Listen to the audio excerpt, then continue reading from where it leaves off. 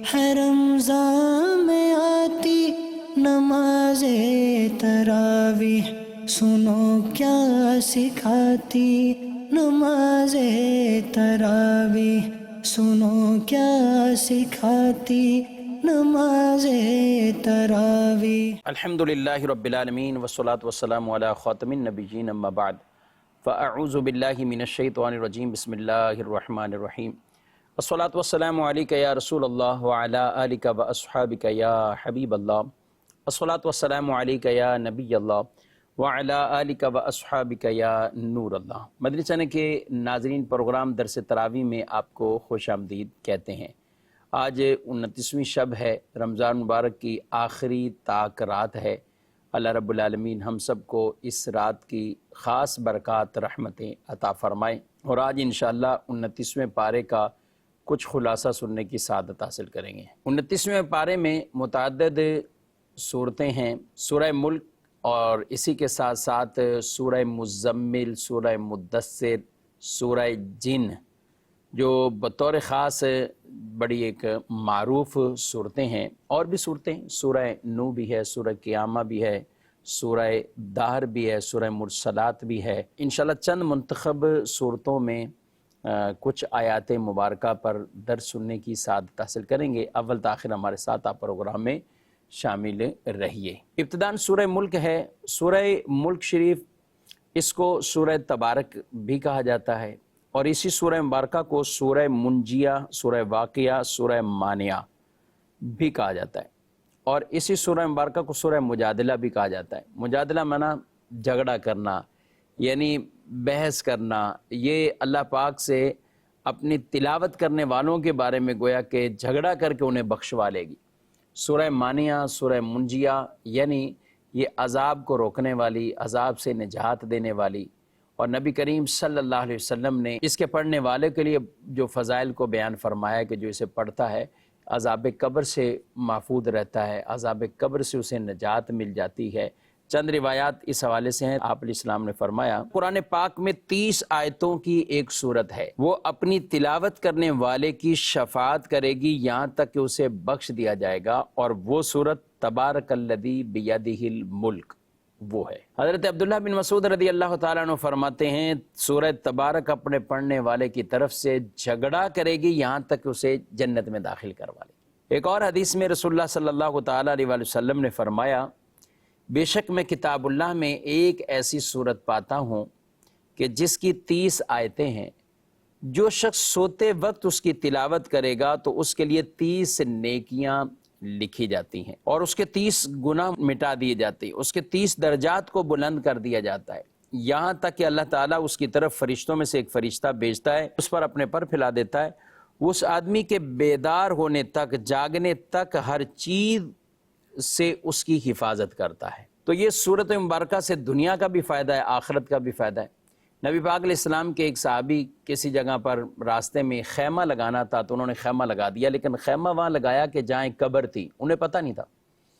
لیکن وہ کیا کہتے ہیں کہ اچانک قبر سے سورہ ملک کی تلاوت کی آواز آ رہی ہے، سورہ ملک پڑھی جا رہی، تو وہ بارگاہ رسالت میں حاضر ہوئے، یا رسول اللہ صلی اللہ علیہ وسلم مجھے پتہ نہیں تھا وہاں قبر ہے، تو وہاں سے تو سورہ ملک کی آواز آئی، یہاں تک کہ اس آدمی نے پوری سورہ ملک پڑھ دی، یعنی قبر سے یہ آواز آتی رہی اور وہ سنتے رہے۔ رسول اللہ صلی اللہ علیہ وسلم نے فرمایا کہ یہ سورت عذاب قبر کو روکنے والی اور اس سے نجات دینے والی۔ آپ بھی معمول بنائیں اور اس سورت کی تلاوت بھی کریں۔ 30 آیتیں، انسان اگر ہر روز ایک آیت بھی اس کی حفظ کر لے تو 30 دنوں میں سورہ ملک کا حافظ بن جائے گا، یعنی سورہ ملک زمانی یاد ہو جائے گی۔ اب یہ آرام آرام سے اسے پڑھتا رہے، تلاوت کرتا رہے، انشاءاللہ اس کی برکتیں اسے نصیب ہوں گی۔ آئیے بڑھتے ہیں اس کے چند مضامین کی طرف۔ اللہ رب العالمین اس کی پہلی آیت میں ارشاد فرماتا ہے، تبارک الذی بیدہ الملک وہو علی کل شیء قدیر۔ بڑی برکت والا ہے وہ جس کے قبضے میں ہی ساری بادشاہی ہے، اور وہ ہر چیز پر خوب قادر ہے۔ یعنی اللہ تبارک و تعالی قادر مطلق ہے، اور اس کے قبضے میں ہی سب کچھ ہے۔ وہ جسے چاہے امیر کر دے، جسے چاہے غریب کر دے، جسے چاہے عزت دے، جسے چاہے ذلت دے، سب کچھ ہے کیا؟ من جانب اللہ ہے، اللہ کی طرف سے ہے۔ اللہ پاک نے سورہ آل عمران میں بھی اس چیز کو ذکر فرمایا ہے، ارشاد فرمایا قل اللہم مالک الملک تؤتی الملک من تشاء وتنزع الملک ممن تشاء وتعز من تشاء وتذل من تشاء بیدک الخیر انک علی کل شیء قدیر۔ فرمایا یوں عرض کرو اے اللہ ملک کے مالک، تو جسے چاہتا ہے سلطنت عطا فرماتا ہے اور جس سے چاہتا ہے چھین لیتا ہے، اور جسے تو چاہتا ہے عزت دیتا ہے، جسے چاہتا ہے ذلت دیتا ہے۔ تمام بھلائی تیرے ہی ہاتھ میں ہے، بے شک تو ہر شے پر قدرت رکھنے والا ہے۔ ایک اور آیت میں فرمایا للہ ملک السماوات والارض، آسمان اور زمین کی سلطنت اللہ ہی کے لیے ہے۔ یخلق ما یشاء یہب لمن یشاء اناثا ویہب لمن یشاء الذکور او یزوجہم ذکرانا واناثا ویجعل من یشاء عقیما انہ علیم قدیر۔ فرمایا وہ جو چاہے پیدا کرے، جسے چاہے بیٹیاں عطا فرمائے، جسے چاہے بیٹے دے، یا بیٹے اور بیٹیاں دونوں ملا دے، اور جسے چاہے بانجھ کر دے، بے شک وہ علم والا قدرت والا ہے۔ تو اللہ پاک نے اپنی قدرت کو بیان فرمایا اور آگے فرمایا الذی خلق الموت والحیات لیبلوکم ایکم احسن عملا وہو العزیز الغفور۔ وہ جس نے موت اور زندگی کو پیدا کیا تاکہ تمہاری آزمائش کرے کہ تم میں کون زیادہ اچھے عمل کرنے والا ہے، اور وہی بہت عزت والا، بہت بخشش والا۔ یہاں اللہ پاک نے موت اور زندگی کو بیان فرمایا، یعنی روح جب جسم میں آ جائے تو یہ زندگی ہے، اور روح جب جسم سے جدا ہو جانا موت ہے۔ یہ اللہ کے دستے قدرت میں جسے چاہے زندگی دے اور جسے چاہے موت دے۔ تو اللہ نے موت اور زندگی کو پیدا ہی اس لیے کیا ہے، بنایا ہی اس لیے تاکہ آزمائے تم میں سے اچھے عمل کون کرتا ہے۔ وما خلقت الجن والانس الا لیعبدون، اور میں نے جنوں کو اور انسانوں کو نہیں پیدا کیا مگر اپنی عبادت کے لیے۔ یعنی اصل مقصد حیات ہی ہے کہ ہم اللہ کی عبادت کریں، اللہ کی رضا والے کام کریں۔ اس کے بعد اللہ پاک نے آسمانوں کی تخلیق، آسمانوں کو طرح طرح سے جو ستاروں کے ساتھ مزین کیا، اس کا بیان فرمایا، اور جہنم کا بھی ذکر کیا اور جنت کا بھی ذکر فرمایا۔ جہنم کی سختیوں کو کہ جب بھی کوئی گروہ اس میں ڈالا جائے گا تو داروغہ جہنم ان سے پوچھے گا تمہارے پاس کوئی ڈرانے والا نہیں آیا تھا؟ وہ کہیں گے ڈرانے والا آیا تھا، لیکن ہم نے ان کو مانا نہیں، ان کی تصدیق نہیں کی۔ مگر وہ لوگ جو اللہ سے ڈرے اور جو ایمان لائے، اللہ سے ڈرتے رہے، خوف خدا اپنے اندر پیدا رکھا، ان کے لیے اللہ نے بیان فرمائے بے شک وہ لوگ جو بغیر دیکھے اپنے رب سے ڈرتے ہیں ان کے لیے بخشش اور بڑا ثواب ہے۔ بغیر دیکھے یعنی وہ جس کیفیت جس حالت میں بھی ہیں، وہ تنہائیوں میں بھی ہیں، وہ خلوتوں میں ہوں یا جلوتوں میں، وہ اللہ سے ڈرنے والے اور غیب پر چکے ایمان رکھتے ہیں، الذین یؤمنون بالغیب، تو یہ اللہ سے جو ڈرنے والے ہوتے ہیں۔ ایک اور آیت مبارکہ میں ارشاد فرمایا من خشی الرحمن بالغیب وجاء بقلب منیب ادخلوها بسلام ذالک یوم الخلود۔ جو رحمان سے بن دیکھے ڈرا اور رجوع کرنے والے دل کے ساتھ آیا، ان سے فرمایا جائے گا کہ سلامتی کے ساتھ جنت میں داخل ہو جاؤ، یہ ہمیشہ رہنے کا دن ہے۔ آقا صلی اللہ علیہ وسلم تہجد کی نماز میں اتنا روتے تھے، یہاں تک کہ فرمایا گیا کہ آپ کے سینہ مبارکہ سے ہانڈی کھولنے کی سی آواز آتی تھی، یعنی ایسے جیسے کسی ہانڈی کو جوش آ رہا ہے اس طرح کی آواز آتی۔ اور حضرت ابو عمران رحمۃ اللہ تعالی علیہ فرماتے ہیں مجھے خبر پہنچی کہ حضرت جبریل ایک مرتبہ بارگاہ رسالت میں روتے ہوئے حاضر ہوئے، تو نبی کریم علیہ السلام نے فرمایا جبریل تمہیں کس چیز نے رلا دیا؟ تو یہ کہنے لگے کہ جب سے اللہ نے جہنم کو پیدا فرمایا میری آنکھیں اس وقت سے کبھی اس خوف کے سبب خشک نہ ہوئی کہ مجھ سے کوئی نافرمانی نہ ہو جائے اور مجھے دوزخ میں نہ ڈال دیا جائے۔ حالانکہ اللہ کے جو فرشتے ہیں وہ معصوم ہیں، نبی بھی معصوم، فرشتے بھی معصوم، لا یعصون اللہ ما امرہم ویفعلون ما یؤمرون، کہ وہ اللہ کی نافرمانی نہیں کرتے، وہ تو وہی کرتے جو ان کو حکم دیا جاتا ہے، مگر پھر بھی خوف خدا والی کیفیت۔ اللہ ہمیں بھی خوف میں آنسو بہانے کی توفیق دے اور خوف بھی اپنا عطا فرمائے، آمین۔ مزید آگے بڑھتے ہیں سورہ قلم کی طرف۔ سورہ نون والقلم، اس کو سورہ قلم بھی کہتے ہیں کیونکہ اس میں قلم کا ذکر ہے، اور اس کو سورہ نون بھی کہتے ہیں کہ شروع میں نون یہ حروف مقطعات میں سے۔ نون والقلم، اللہ پاک نے یہاں قلم کی قسم ارشاد فرمائی ہے۔ معاملہ یہ ہوا کہ رسول اللہ صلی اللہ تعالیٰ علیہ وآلہ وسلم کو کفار جب آپ آیتیں سناتے تو وہ معاذ اللہ آپ کو شاعر، مجنون اور کیا کیا کچھ کہہ جاتے تھے۔ تو اللہ پاک نے ان کے جواب میں اسی سورہ مبارکہ میں کفار کی جو بری خصلتیں اور بالخصوص جس نے بارگاہ رسالت میں گستاخی کی اس کے 10 عیبوں کو وہ ذکر فرمایا گیا، اور عام طور پر کفار کے اندر جو بری باتیں اور خصلتیں وہ متعدد اور بھی عیوب بیان کیے، اور اللہ پاک نے قسم ارشاد فرمائی، نون والقلم وما یسطرون، قلم اور اس کی قسم جو لکھتے ہیں۔ یہاں مختلف اس کو بیان کیا کہ اس قلم سے کون سی قلم مراد۔ ایک تو یہ کہا قلم سے مراد نارمل جو لوگوں کے پاس ہے اور جو دینی تحریریں اس سے لکھتے ہیں، اور ایک یہ کہا کہ اس قلم سے مراد فرشتے ہیں کہ وہ لوگوں کے نامہ اعمال لکھتے ہیں، اور ایک ہے کہ قلم سے مراد وہی قلم ہے جس کو ابتداءً اللہ پاک نے پیدا فرمایا، بنایا، اور اس سے کہا کہ لکھ۔ اس نے کہا کیا لکھوں؟ تو کہا کہ شروع سے لے کر آخر تک ما کان و ما یکون، سب کی تقدیر لکھ دے۔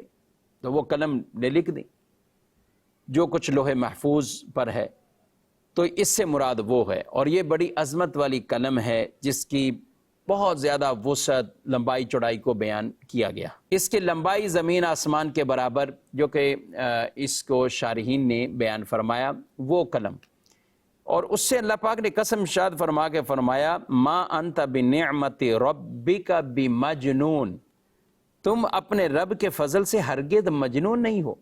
حضور اسلام کو انہوں نے یہ کہا تھا، اللہ نے یہ فرما دیا کہ رب کی نعمتیں آپ پر اتنی، آپ مجنون نہیں ہو۔ اللہ نے ارشاد فرمایا وَإِنَّ لَكَ لَأَجْرًا غَيْرَ مَمْنُونَ، اور یقیناً تمہارے لیے ضرور بے انتہا ثواب ہے، اتنا ثواب ہے جس کی کوئی انتہا ہی نہیں۔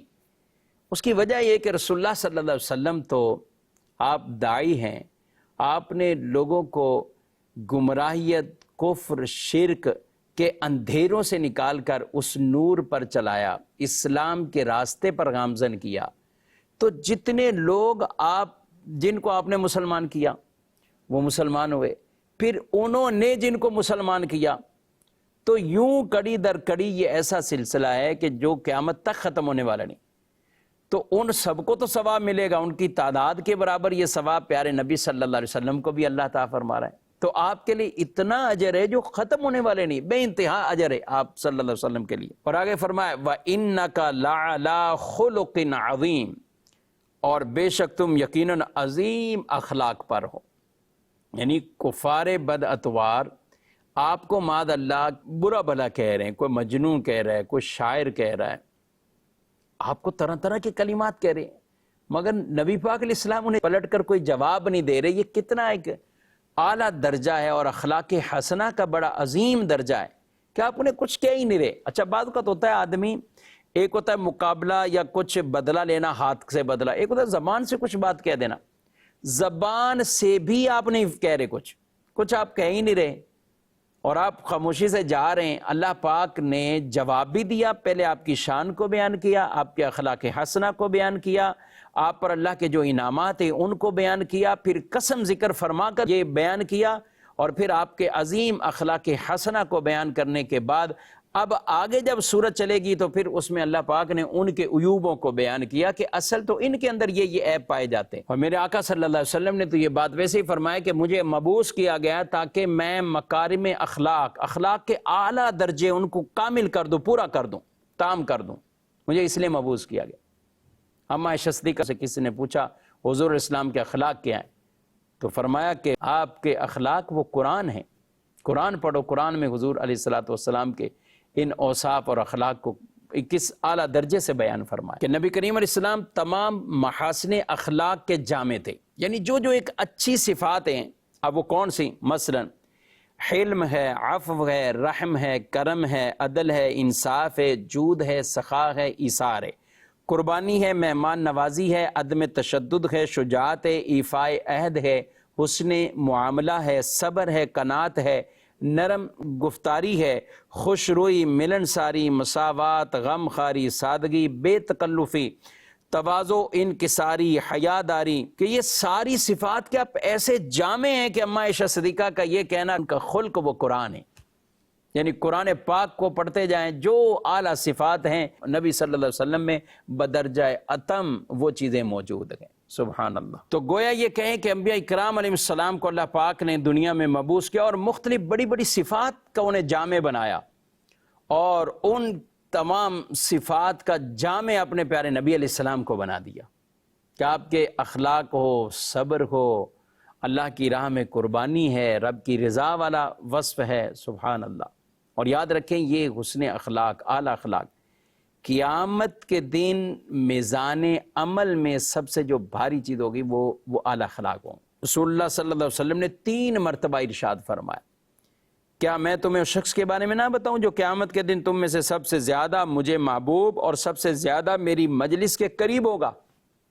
پوچھا گیا یا رسول اللہ صلی اللہ علیہ وسلم آپ بتائیے، تو ارشاد فرمایا یہ وہ شخص ہے جس کے اخلاق تم میں سب سے زیادہ اچھے ہوں، وہ میرے قریب بھی ہوگا، میرا پسندیدہ بھی ہوگا، محبوب بھی ہوگا۔ اور یہ بھی روایت ہے بندہ حسن اخلاق کی وجہ سے دن میں روزہ رکھنے اور رات میں قیام کرنے والوں کا درجہ پا لیتا ہے۔ اللہ نصیب فرمائے، ہمیں بھی اخلاق حسنہ عطا فرمائے۔ یہاں تو نبی پاک کی شان کو بیان کیا، اب آگے ان صفات کو بھی اللہ پاک نے بیان کیا جو ان کفار کے اندر پائی جاتی تھی، اور ایک انہیں مثال بھی تھی کہ تم میں سے پہلے بھی اسی طرح ایک ساتھ مثال بھی دی۔ ایک واقعہ سابق ہونے والا ایک ایسا واقعہ جس کو بیان کیا باغ والوں کا واقعہ جسے کہا جاتا ہے۔ ایک شخص تھا پہلے دور میں، وہ بڑا سخی تھا ان معنوں میں کہ جب اس کے پھل اترتے تھے تو غربا، فقیروں، مساکین کو بلا لیتا کہ آؤ، اور جو ہماری جھولی سے گر جائے نیچے تم اٹھا لیا کرو۔ جب اس کا انتقال ہوا تو اس کے ورثہ میں 3 بیٹے تھے، انہوں نے کہا کہ دیکھو والد صاحب کرتے رہے، اب ہم بھی کریں گے تو پھر تو اسی طرح ہمارا یہ سارا معاملہ چلے جائے گا، پیسہ ہمارا چلا جائے گا، یہ پھل ہمارا تو اتنا، یہ غریب لے جائیں گے، تو اس دفعہ ہم کسی غریب کو پتہ نہ لگنے دیں، کچھ بھی نہ کہیں، ہم بس آرام سے نکل جائیں، اندھیرے منہ نکل جائیں، آپس میں بات بھی نہیں کریں گے تاکہ کوئی غریب کو پتہ نہ لگ جائے کہ آج ہمارے پھل اترنے ہیں۔ تو یہ جب وہاں پہنچے تو ان کی اس بری نیت کی وجہ سے اللہ پاک نے وہ سب کچھ جو ہے وہ ملیا میٹ فرما دیا، یعنی وہ سب کچھ جل کے راکھ ہو گیا۔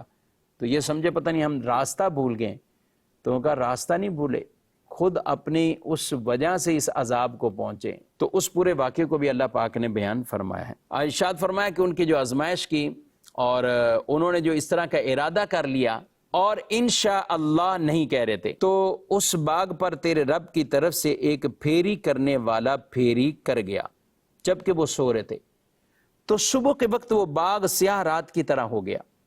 پھر انہوں نے صبح ہوتے ہی ایک دوسرے کو پکارا کہ اگر تم کاٹنا چاہتے ہو تو صبح سویرے اپنی کھیتی پر چلو۔ تو وہ چلے اور آپس میں آہستہ آہستہ کہتے جاتے تھے کہ ہرگز آج کوئی مسکین تمہارے پاس باغ میں نہ آنے پائے، اور خود کو روکنے پر قادر سمجھتے ہوئے صبح سویرے چلے۔ پھر جب انہوں نے اس باغ کو دیکھا تو کہنے لگے بے شک ہم ضرور راستہ بھٹک گئے، بلکہ ہم محروم ہو گئے۔ اب ان میں ایک نے کیا کہا، قال اوسطهم الم اقل لكم لولا تسبحون قالوا سبحان ربنا انا كنا ظالمين فاقبل بعضهم على بعض يتلاومون قالوا يا ويلنا انا كنا طاغين عسى ربنا ان يبدلنا خيرا منها انا الى ربنا راغبون۔ ان میں جو بہتر تھا اس نے کہا کیا میں تم سے نہیں کہتا تھا کہ تم تسبیح کیوں نہیں کرتے؟ انہوں نے کہا ہمارا رب پاک ہے، بے شک ہم ظالم تھے۔ پھر وہ ایک دوسرے کی طرف ملامت کرتے ہوئے متوجہ ہوئے بولے ہائے ہماری خرابی، بے شک ہم سرکش تھے، امید ہے ہمارا رب ہمیں اس سے بہتر بدل دے، یقیناً اب ہم اپنے رب کی طرف ہی رغبت رکھنے والے۔ یعنی اب انہوں نے سچی توبہ کر لی، اللہ کی طرف رجوع لائے، اور روایات میں پھر اللہ نے انہیں بہت زیادہ پھلوں سے نوازا، بہت زیادہ پھل عطا فرمائے۔ تو یہ واقعہ بھی یہاں اللہ پاک نے بیان فرمایا ہے۔ اس سے ناظرین کو غور کرنا چاہیے کہ کئی مرتبہ ایسا ہوتا ہے کہ ماں باپ آبا و اجداد تو صدقہ کر رہے ہیں، خیرات کر رہے ہیں، نکال رہے ہیں، سب کچھ کر رہے ہیں، مگر جب ورثہ کا وقت آئے، بچوں کا وقت آئے، تو وہ کہتے ہیں نہیں، ہم کہاں نکالیں، ہم کہاں دیں. پھر ان کے دل میں وہ کیفیت پیدا نہیں ہوتی اور وہ بچا لیتے ہیں، اور پھر کئی بڑے بڑے حادثات میں مبتلا ہو جاتے ہیں، نقصان بھی کر بیٹھتے ہیں. تو اس لیے جو مال کے حقوق ہیں، حقوق واجبہ ہیں، ان کو تو پورا پورا ضرور ادا کیا جائے، اور اللہ کی راہ میں ویسے ہی صدقہ خیرات کرنے کی عادت بنانی چاہیے. اب تو ویسے ہی طاق رات ہے، اور طاق رات میں تو اور زیادہ ثواب. اور اس کے علاوہ اگر بات کریں تو رمضان شریف کی اب کیا گھڑیاں، ہم نہیں جانتے کہ یہ آخری ہی روزہ 29ویں کو اللہ پاک ایک اور روزہ عطا فرمائے، 30 روزے مکمل ہو جائیں. مگر یہ جو گھڑیاں ہیں، لمحات ہیں، یہ اب 1 سال بعد ہی آنے والی ہیں. تو جتنا ہو سکے ہمیں اس میں نیک اعمال کے ساتھ ساتھ صدقات خیرات بھی کرنا چاہیے. ناظرین اکرام، اس کے بعد آگے سورہ حاقہ بھی ہے، سورہ معارج بھی ہے، جن میں بطور خاص جنت کے حوالے سے بھی اور دوزخ کے عذاب کے حوالے سے اور کفار پر جس طرح دردناک عذاب ہوگا ان کیفیات کو بیان کیا گیا. اس کے ساتھ ساتھ سورہ نوح بھی اسی پارے کے اندر موجود ہے. حضرت نوح علیہ السلام 900 سے زائد سال آپ لوگوں کو دین کی طرف راغب کرتے رہے، کفر اور شرک کو چھوڑنے اور اللہ پر ایمان لانے کی طرف راغب کرتے رہے، مگر انہوں نے آپ علیہ السلام کی اس دعوت کو قبول نہ کیا. یہاں تک کہ آپ نے اللہ کی بارگاہ میں کہا، یا اللہ میں نے دن میں بھی، رات میں بھی، تنہائی میں بھی، اعلانیہ بھی ان کو ہر طرح سے سمجھا لیا، مگر ان کا کفر ہی زیادہ ہو جاتا ہے، یہ شرک میں ہی پڑے ہوئے، یہ ماننے کے لیے تیار نہیں.